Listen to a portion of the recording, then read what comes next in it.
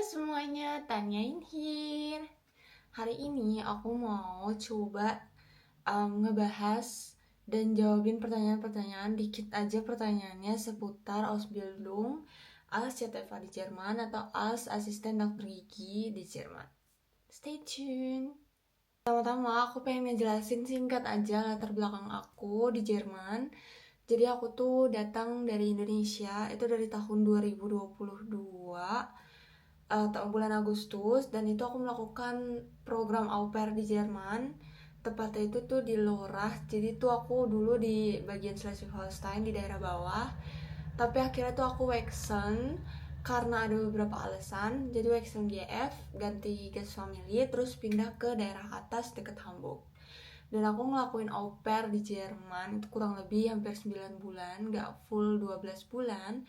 Karena aku itu mulai Ausbildung lebih awal 3 bulan kalau nggak salah sebelum Ausbildungnya dimulai. Jadi aku tuh mulai itu sebenarnya kontrak itu bulan September buat sekolahnya, tapi aku udah mulai dari bulan Juli gitu, jadi mulai lebih awal. Nah, aku itu mulai Ausbildung sebagai asisten dokter gigi ini sekarang itu udah tahun kedua. Jadi aku udah hampir setahun ngelakuin Ausbildung ini, dan aku bakalan ngejelasin atau ngejawab pertanyaan-pertanyaan singkat seputar Ausbildung ini. Pertama itu adalah tugas Ausbildung ACTV atau asisten dokter gigi ini apa sih? Jadi singkatnya itu kalau misalnya di tahun pertama aku itu tuh pengenalan instrumennya.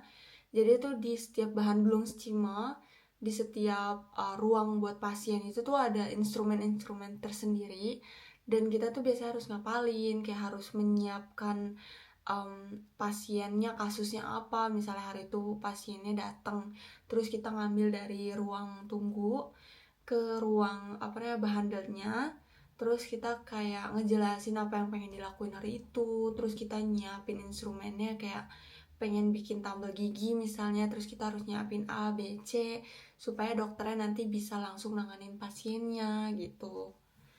Terus biasanya tahun kedua ketiga tuh kita udah bisa duduk di Anmeldung atau di bagian resepsionis buat terima pasien atau bikin termin dan lain sebagainya. Terus selanjutnya itu durasi CTV. Durasi CTV itu sama ya kayak Ausbildung yang lainnya pada umumnya.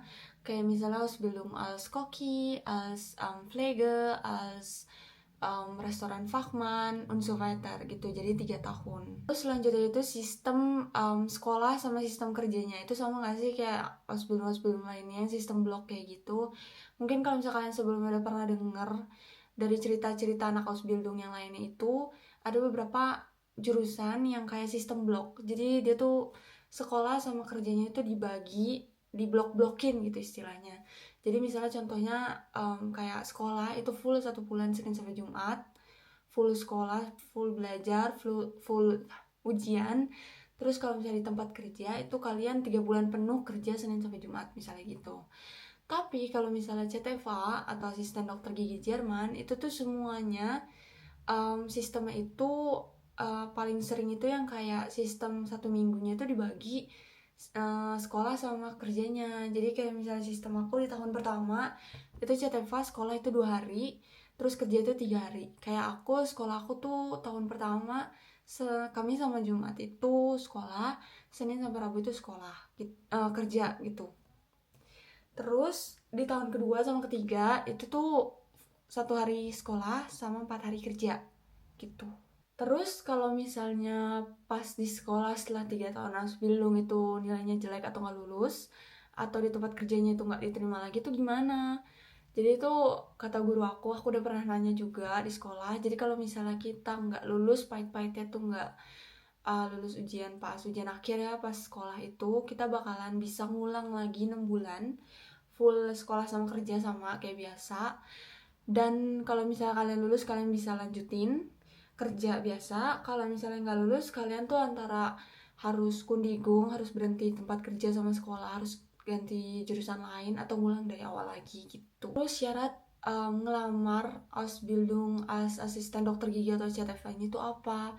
Semuanya tuh kayaknya setiap Bundesland tuh semua mayoritas tuh sama semua. Jadi tuh kalian butuh sertifikat B2 B1 atau B2, tapi kebanyakan tuh B2.